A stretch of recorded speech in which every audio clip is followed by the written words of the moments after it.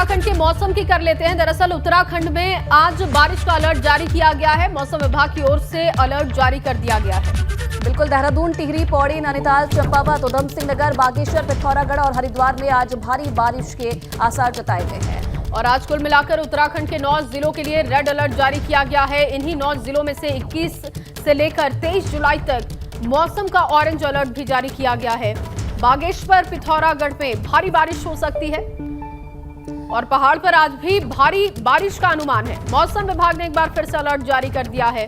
उत्तराखंड में आज भारी बारिश हो सकती है, इसलिए आपको सतर्क रहने की जरूरत है, आपको अलर्ट रहने की जरूरत है। और लगातार पहाड़ों पर परेशानी बढ़ती जा रही है। देखिए, अलग अलग तस्वीरें आपको दिखा रहे हैं किस तरीके का जनजीवन इस वक्त पहाड़ों पर है, उसकी तस्वीरें, उसकी वानगी आपको दिखा रहे हैं। लोग जान जोखिम में डालकर नदी नालों को पार कर रहे हैं और हादसों को न्योता दे रहे हैं।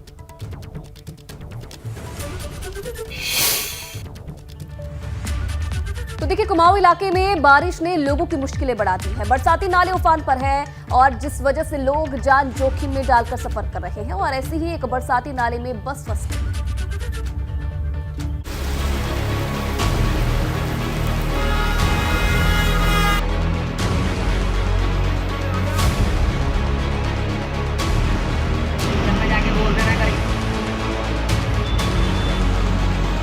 कुमाऊं के कई इलाकों में बारिश कहर बरपा रही है। रामगढ़ में धनगढ़ी नाले में फिर से उफान आ गया और कई वाहन फंस गए।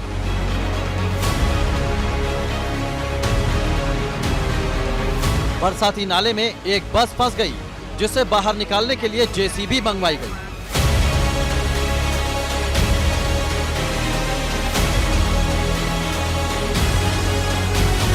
पानी का बहाव इतना तेज है कि बस को बाहर निकालने के लिए काफी मशक्कत करनी पड़ रही है। धनगढ़ी नाले में जैसे आप जानते हैं कि हर साल जो है जब भी उसमें एकदम भारी बरसात होती है तो उसमें मलबा आने और अत्यधिक पानी आने से वहाँ पे ट्रैफिक रुक जाता है। सुबह भी एक बस थी, लेकिन उस समय पानी थोड़ा सा कम हुआ था, उसने निकालने की कोशिश करी, लेकिन चूंकि मलबा था उसमें थोड़ी देर फंसी, तो वहीं पर जो NH की जेसीबी है उसने वो पहुँची और उनको सुरक्षित निकाला और उसमें किसी तरह की कोई हानि नहीं है। अब रामनगर की इस तस्वीर को भी देखिए। हाईवे पर एक बहुत बड़ा पेड़ टूटकर गिरा है। ये पेड़ इतना बड़ा है कि इसकी वजह से हाईवे पर घंटों तक आवाजाही बाधित रही। उधर पिथौरागढ़ में भी बरसाती नाले उफान पर बह रहे हैं। इन बरसाती नालों से वाहन गुजारना लोगों की मजबूरी है। यही वजह है कि लोग जान जोखिम में डालकर सफर कर रहे हैं।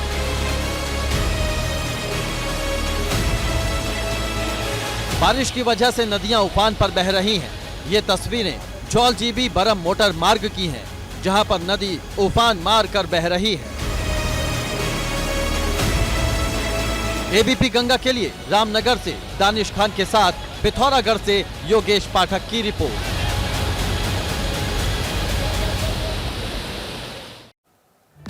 और इस बीच आपको एक बड़ी खबर दे दें। भारी बारिश को देखते हुए आज देहरादून में बंद होंगे स्कूल और देहरादून जिला प्रशासन ने स्कूलों की छुट्टी कर दी है। क्लास 1 से लेकर 12वीं तक के सभी स्कूल बंद रहेंगे। मदरसे और आंगनबाड़ी केंद्र भी आज बंद रहेंगे। आज उनकी भी छुट्टियां हैं क्योंकि लगातार स्थिति पहाड़ों पर खराब है। एक बार फिर से मौसम विभाग का अलर्ट है और ऐसे में क्लास 1 से लेकर 12वीं तक के सभी स्कूलों को बंद किया गया है। और आपको बताएं कि मदरसे और आंगनबाड़ी केंद्रों की भी आज छुट्टी रहेगी। और चलिए, फिलहाल क्या कुछ प्रशासन की तैयारी है। 2 दिन का अल्टीमेटम दिया गया है, रेड अलर्ट जारी किया गया है। पंकज राणा इस वक्त देहरादून से सीधा लाइव हमारे साथ जुड़ रहे हैं, उनसे जान लेते हैं। पंकज, 20 और 21 जुलाई का भारी बारिश का अलर्ट जारी किया गया है। पहली बारिश ने कहीं ना कहीं प्रशासन के दावों की पोल खोल दी थी। अब फिलहाल प्रशासन की तरफ से क्या तैयारी है?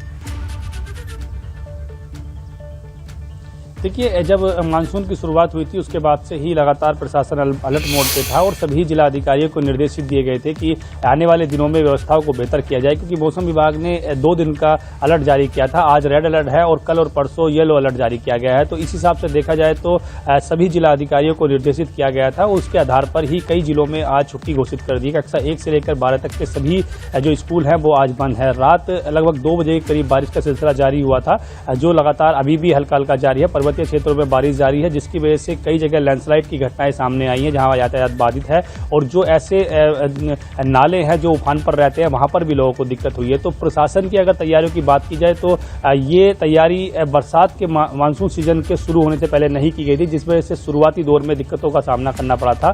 फिलहाल ये कह सकते हैं कि मुख्यमंत्री पुष्कर सिंह धामी ने हाल ही में एक समीक्षा बैठक की थी, उसमें सभी अधिकारियों को निर्देशित किया था, खासकर आपदा प्रबंधन विभाग के अधिकारियों को कहा था कि वो अलर्ट मोड पर रहे। उसी को देखते हुए आपदा प्रबंधन विभाग का जो कंट्रोल रूम है वहां पर सभी विभागों के नोडल अधिकारी मौजूद हैं। वहां से सभी सूचनाओं को आगे प्रेषित किया जाता है। कहीं भी राज्य में कोई अप्रिय घटना होती है या लैंडस्लाइड की घटना होती है, पेयजल लाइन टूटती है, बिजली लाइन टूटती है या इसके अलावा अन्य विभागों की कुछ समस्याएं सामने आती हैं, तो उन समस्याओं को आगे प्रेषित किया जाए ताकि उसे उनका समाधान किया जा सके। इस आधार पर ये भी कह सकते हैं कि जिला अधिकारियों को भी निर्देशित किया गया है कि वो पूरी तरह से सतर्क रहे। एनडीआरएफ, एसडीआरएफ की टीमों को अलग अलग जगह पर तैनात किया गया है ताकि अगर लैंडस्लाइड की या किसी भी तरह की कोई अप्रिय घटना होती है तो तत्कालिक तौर पर उनको राहत पहुंचाई जा सके। तो ये अभी तक की शासन की तैयारी कह सकते हैं। उसके आधार पर ही आज सभी प्रदेश भर के उन्हीं जिलों में जहां पर रेड अलर्ट जारी किया गया था वहां पर छुट्टी कर दी गई है स्कूलों की। तो ये कहा जा सकता है कि जिस कल जिस तरीके से एक स्कूली बस हादसे का शिकार हुई थी, मन डर जाता है अभिभावकों का भी, और ऐसे में बहुत जरूरी है कि जो बाहर पर परेशानियां हैं उससे बच्चों को दूर रखा जाए। बहुत शुक्रिया तमाम जानकारी के लिए पंकज। तो देखिए, कहते हैं कि इंसान जब एक बार ठान ले तो कोई भी मंजिल पार कर सकता है, और ऐसा ही कुछ कर दिखाया है 97 साल की हरवंत कौर ने, जो कि 97 साल की उम्र में भी 6 किलोमीटर का पैदल मार्ग तय करके हेमकुंड साहिब पहुंच गई।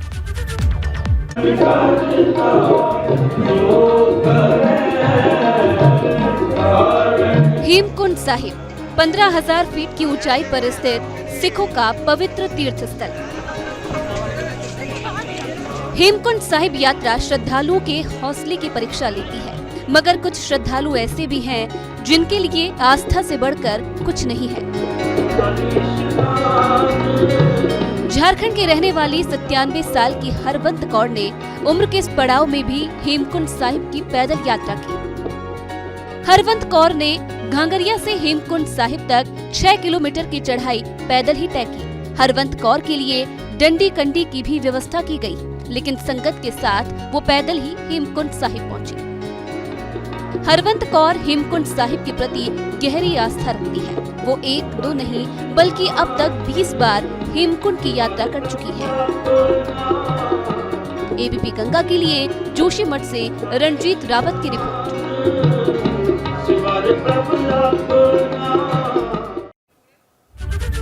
और वहीं अब बात करते हैं उत्तराखंड के मुख्यमंत्री सीएम धामी की भी। आज सीएम हरिद्वार के दौरे पर होंगे, जहां वो कांवड़ियों का स्वागत सम्मान करने वाले हैं।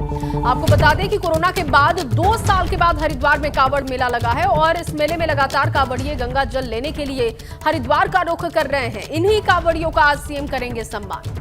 वहीं कांवड़ यात्रा के संबंध में अधिकारियों के साथ समीक्षा बैठक भी सीएम पुष्कर सिंह धामी करेंगे। तो आज कांवड़ यात्रा को लेकर बैठक करने वाले हैं सीएम पुष्कर सिंह धामी। कांवड़ियों का सम्मान भी करेंगे, हरिद्वार के दौरे पर रहेंगे।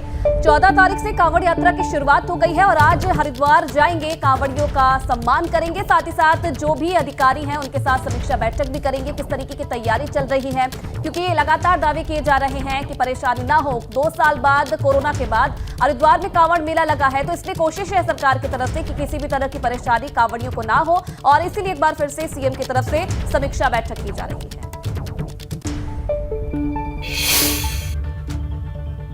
तो देखिए, महाशिवरात्रि करीब आते ही अब हरिद्वार में कांवड़ियों की भीड़ और बढ़ने लगी है। रुड़की में कांवड़ पटरी पर अब तो हर दिन कांवड़ियों की भीड़ बढ़ रही है और कांवड़ पटरी पर अब सिर्फ कांवड़िए ही नजर आ रहे हैं। अब पुलिस ने कांवड़ पटरी पर सभी वाहनों की एंट्री बंद कर दी है। तो कांवड़ियों को किसी भी तरीके से दिक्कत ना हो, इसका पूरा ध्यान रखा जा रहा है और कांवड़ यात्रा पर लगातार शिव भक्तों की भीड़ बढ़ती जा रही है। और हरिद्वार में हर तरफ हर हर महादेव की गूंज सुनाई दे रही है। शिव भक्तों को किसी भी तरीके की दिक्कत ना हो, प्रशासन इसका पूरा ध्यान रख रहा है।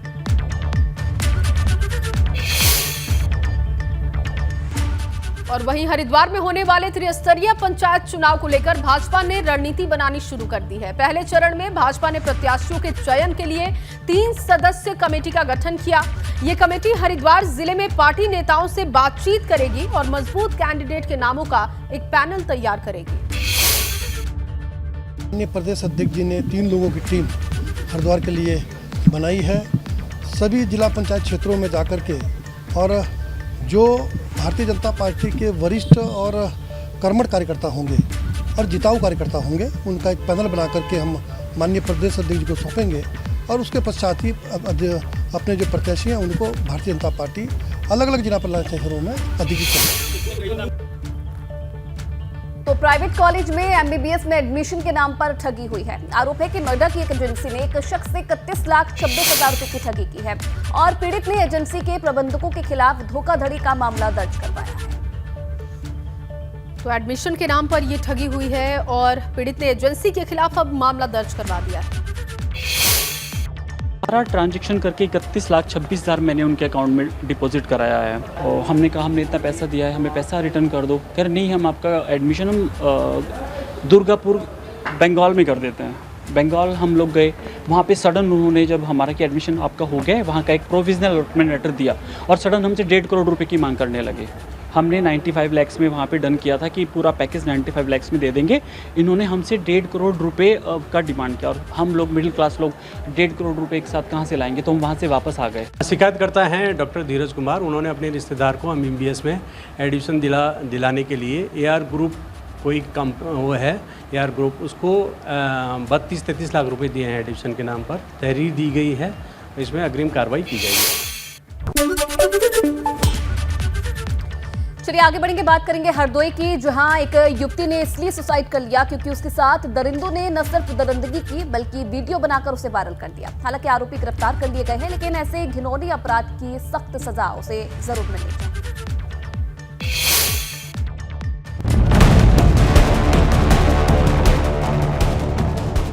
आरोपियों के खिलाफ ये सुसाइड नोट ही साक्षात सबूत बना। फिर पुलिस एक्शन में आई और मुकदमा दर्ज कर आरोपी गिरफ्तार कर लिए गए। मामला दुष्कर्म से जुड़ा है, जहां पीड़ित युवती ने आत्महत्या से पहले अपने खिलाफ हुई दरिंदगी का सारा सच उजागर कर दिया। हरदोई के अतरौली थाना क्षेत्र की रहने वाली युवती ने सुसाइड नोट में आरोप लगाया कि गांव के ही अरविंद कुमार नामक शख्स ने उसके साथ दरिंदगी की। न सिर्फ उसे अपनी हवस का शिकार बनाया बल्कि घिनौने काम का वीडियो भी बना लिया। वीडियो वायरल होने की खबर से युवती इतनी आहत हुई कि उसने अपने घर में ही फांसी लगाकर जान दे दी। बाद में पुलिस तक जब यह मामला पहुंचा तो हड़कंप मच गया। पुलिस सभी पहलुओं की जांच कर रही है, उचित धाराओं में भी अभियोग दर्ज किया गया है। जो आरोपी है उसको पुलिस ने गिरफ्तार कर लिया है। जो भी आगे तथ्य आएंगे उसके आधार पर आवश्यक विधिक कार्रवाई की जाएगी। फिलहाल पुलिस पूरे मामले की गहनता से तफ्तीश कर रही है। रंजीत कुमार सिंह, हरदोई, एबीपी गंगा। और अब खबर मिर्जापुर से है, जहां मिर्जापुर से आई तस्वीर हैरान करती है। यहां स्वास्थ्य विभाग की लापरवाही सामने आई है। अस्पताल में मरीज का इलाज करने के बजाय स्वास्थ्य विभाग गांव में पेड़ के नीचे ही इलाज करता नजर आया। ये रिपोर्ट देखिए।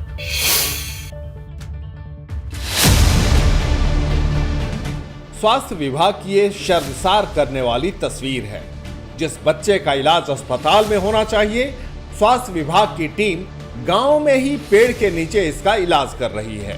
तस्वीर मिर्जापुर के कठारी और शुकुलपुर गांव की है, जहां कुएं का दूषित पानी पीने से डायरिया फैल गया, जिसकी चपेट में आकर 3 बच्चों ने दम तोड़ दिया। मामला ज्यादा बिगड़ा तो स्वास्थ्य विभाग की टीम गांव में पहुंची और पेड़ के नीचे ही बच्चे का इलाज करने लगी। इसे लेकर सीएमओ साहब की क्या दलील है, वो भी सुन लीजिए। पेड़ के नीचे अगर किसी को सीवियर डिहाइड्रेशन रहेगा तो हम वेट नहीं करेंगे कि कब गाड़ी आई, बेड आया, उसमें बहुत खतरा हो सकता है। इसलिए तुरंत का तुरंत 1-2 बोतल अगर IV फ्लूइड्स दे दें गाड़ी आने से पहले, तो उसकी जान को बचाया जा सकता है। तो इस स्थिति में हम कहीं भी मतलब उसको फ्लूइड दे सकते हैं। फिलहाल सोशल मीडिया पर यह वीडियो वायरल है, लेकिन इस तरह से इलाज पर अब लोग सवाल उठाने लगे हैं। अनुज, मिर्जापुर, एबीपी गंगा। और अगली खबर पीलीभीत से है। यहाँ करोड़ों की कीमत से बना जिला अस्पताल इन दिनों वीरान सा पड़ा हुआ है। यहाँ मरीज तो इलाज के लिए पहुंचते हैं, लेकिन डॉक्टर की कमी के कारण उन्हें बिना इलाज के ही वापस लौटना पड़ता है।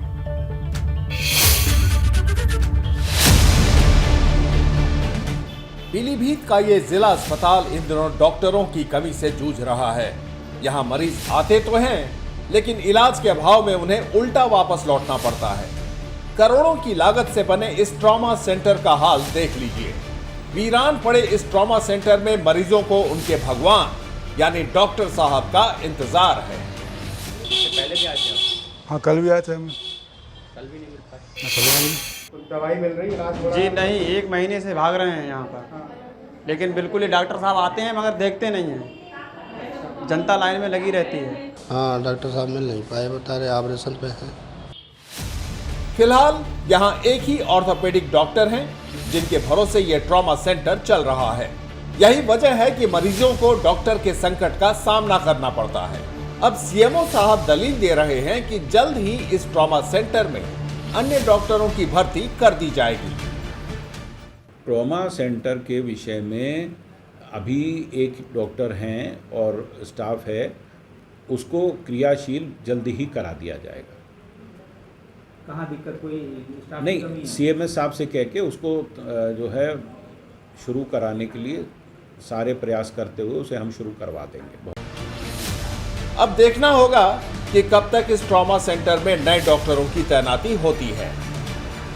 प्रदेश की स्वास्थ्य व्यवस्था का दावा पेश करने वाले स्वास्थ्य मंत्री ब्रजेश पाठक को इस तस्वीर को देखकर पीलीभीत के स्वास्थ्य सेवाओं की ओर जरूर ध्यान देना चाहिए। कैमरा से प्रिंस के साथ विक्रांत शर्मा, एबीपी गंगा, पीलीभीत।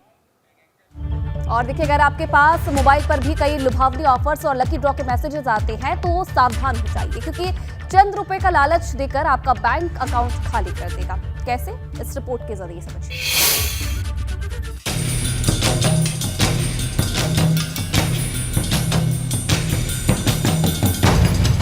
तरह तरह के लुभावने ऑफर्स, तरह तरह के बम्पर जीत के दावे। आपके फोन पर भी इन दिनों लकी ड्रॉ के जरिए विजेता बनने की घंटी बजती होगी।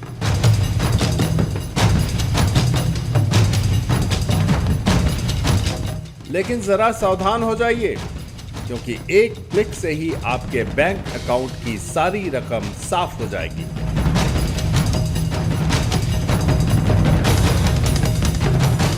बाराबंकी जिले में इन दिनों ऐसे ही हैकर्स काफी सक्रिय हैं, जो कभी केबीसी के नाम पर तो कभी बिजली बिल के भुगतान के नाम पर आपकी मेहनत की कमाई साफ कर देना चाहते हैं। केबीसी से फ़ोन आया था हमारे पास और बोल रहा था कि अपना अकाउंट नंबर देना, आधार नंबर, और क्या बोलते हैं वो अकाउंट में पैसा लगवाने के लिए। देखिए, हमारे साथ फ्रॉड हुए हैं, बैंकिंग के भी मतलब कई फ्रॉड हुए हैं।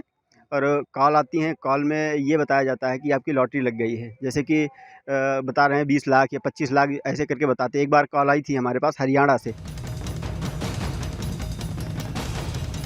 पुलिस विभाग और साइबर सेल में इस तरह के केस की संख्या इन दिनों काफी बढ़ गई है। लिहाजा पुलिस अधिकारी भी ऐसे लोगों की सक्रियता से बचकर रहने की चेतावनी देते हैं। इस संदर्भ में हम ये अपील करना चाहेंगे कि ऐसी कोई भी कॉल आए तो उनको अपना बैंक डिटेल आप मत दें और तत्काल आप नज़दीकी पुलिस स्टेशन पे शेयर करें, या ऐसे रोक के लिए हमारा जो टोल फ्री नंबर है 1930 उसमें तत्काल शिकायत करें। तो ऐसी कोई घटना होती है तो उस पर पैसा आपका फ्रीज कर दिया जाता है। सोशल नेटवर्किंग के जरिए हैकर्स आजकल इतने एक्टिव हैं कि वो अलग अलग तरह से आपके बैंक अकाउंट पर काली नजर रखते हैं। आपसे जरा सी चूक हुई और लाखों की लॉटरी के नाम पर आपके बैंक अकाउंट का पैसा खाली हो गया। इसलिए एबीपी गंगा भी अपील करती है कि ऐसे नटवर लाल से सतर्क रहिए, होशियार रहिए। सतीश कुमार कश्यप, बाराबंकी, एबीपी गंगा।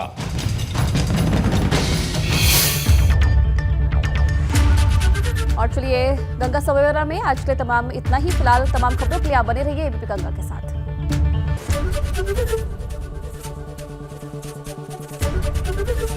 एबीपी गंगा, खबर आपकी, जुबान आपकी।